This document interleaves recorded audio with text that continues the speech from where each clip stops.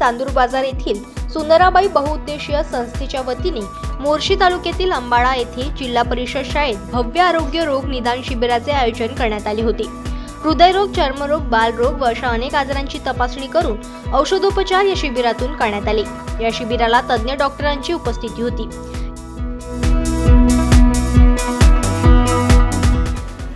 आणि आपण या सुंदरबाई बहुउद्देशीय संस्थेमार्फत अंबाळा या ठिकाणी शिबिराचं आयोजन केलेलं आहे। त्यामध्ये आरोग्य तपासणी मोफत दिलेली आहे।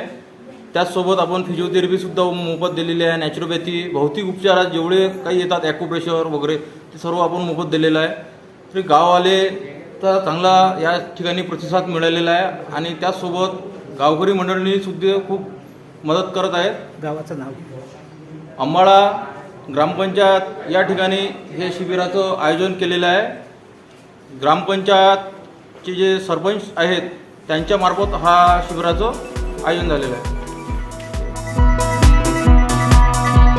यावेळी रुग्णांना उपलब्ध औषधीचे मोफत वितरण देखील या शिबिरातून करण्यात आले।